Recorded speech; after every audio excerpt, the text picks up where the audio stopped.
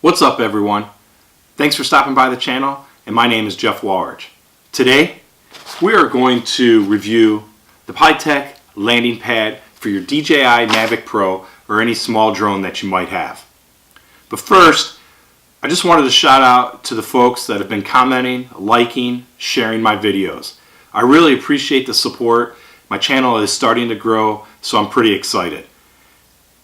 A lot of times after I load up to YouTube, I will take the video and share it at the DJI Mavic Forum, Mavic Pilots, AirViews, a host of Facebook groups, and I really appreciate the feedback and the conversations that have started from my videos. So I appreciate it. Thanks for giving me the thumbs up. Also, if you live in Virginia, Washington, D.C., or Maryland and fly a drone, you need to come over to our Facebook page and take a look around.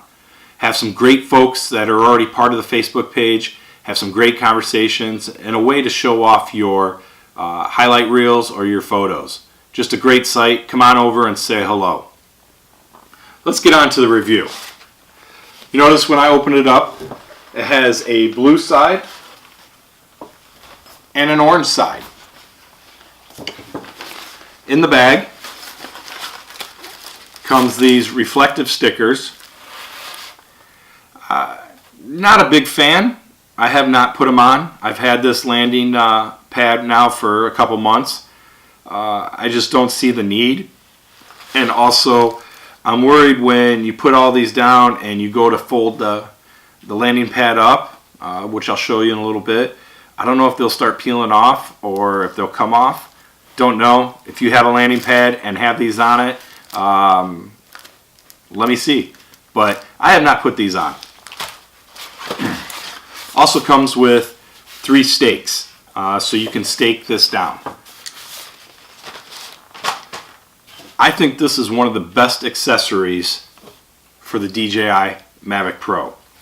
Fits well. This is the smaller version of the two. They have a larger version, so if you have an Aspire or something like that, you might want to look into the larger landing pad.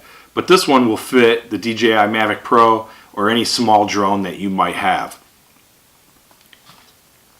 When I take this out, I usually unfold it out and just throw it down to where I need to take off. Usually I'm in a field or a dirt road or there's some rocks. I just want to make sure I have this down so I can protect the bottom of the Mavic.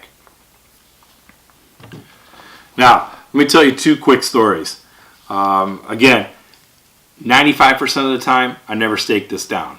But if you watch the video of the president's heads, you'll notice I have the landing pad in there. There's one scene that I'm showing you right now where you can see it.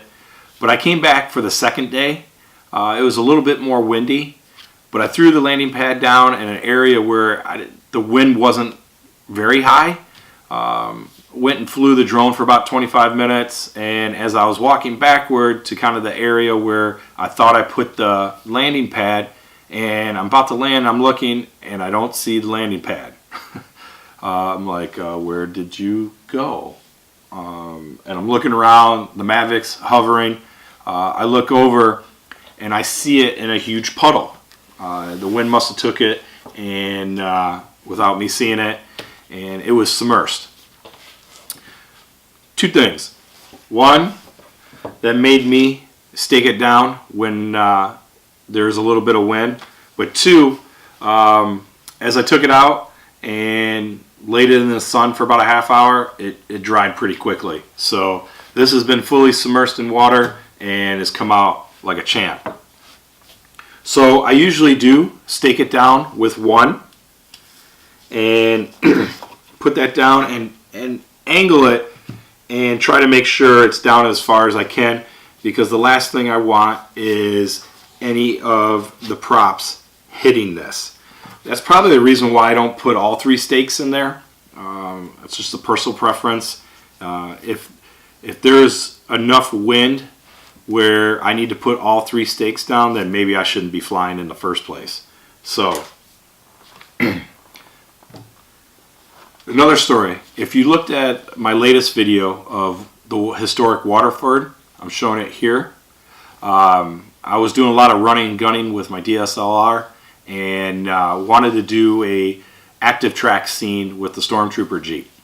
So I found this dirt road and came up against a patch of grass that didn't have a whole lot of trees, and I thought, well, I'll just take off from here.